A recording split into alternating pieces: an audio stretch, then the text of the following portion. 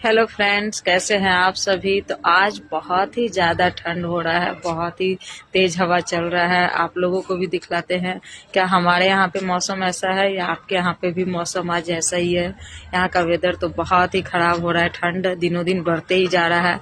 आप लोगों को भी दिखलाते हैं, रुकिए छत पे आए हुए हैं अभी हम। ये देखिए, आप लोगों को दिखलाते हैं कि हवा कितना तेज चल रहा है। देख सकते हैं पेड़ का पत्ता जो है कितना तेज तेज हिल रहा है। देखिए चारों साइड से देख सकते हैं।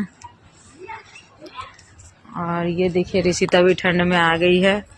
अभी ऋषिता को भी दिखलाते, देखिए छत पे आ गई है। इसको मना किए थे लेकिन आ गई है छत पर हमको ढूंढते हुए। तब हम जा रहे हैं नीचे कपड़ा लेकर के।